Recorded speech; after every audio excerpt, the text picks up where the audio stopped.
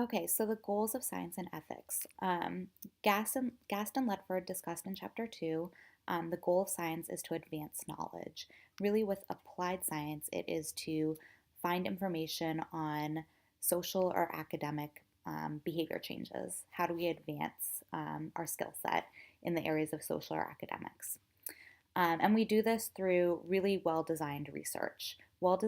Well designed research includes systematic study of behaviors in the typical environment, that's your baseline measure, the evaluation of new interventions or innovations, your independent variable, and then replication of findings from other studies under similar and novel conditions. So, replication, meaning that we do the exact same research intervention with the same variables and we replicate it to ensure that functional relationship still exists.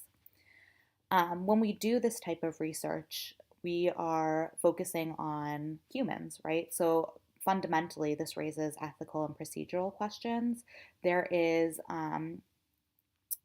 there are federal regulations that are in place that assure the appropriateness and the ethical guidelines for this type of research.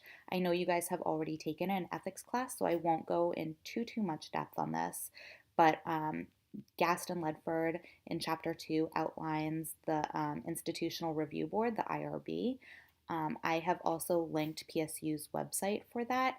If you are in the master's program and have already completed the IRB process, you will not need to do that again. You'll just need to send me your confirmation that that was completed within the past year. If you have not completed that yet, please go to this website and look around.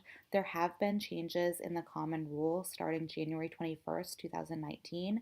So there's a new application that will be posted the week of the 14th. PSU's website that's linked there will outline all of that. It will also discuss when and why you need to go through the IRB process. If you have questions on that, please let me know. In following lectures, we'll go into more depth. Again, if you are in the master's program, this is all a review, but it would probably be best practice to look at some of those changes that are occurring on January 1st or January 21st. And then if you do have questions, please let me know.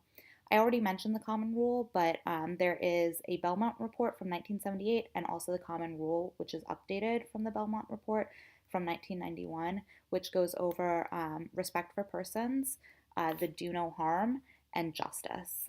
So those three things are the aspects we look to maintain in any type of research-based project that is involving humans.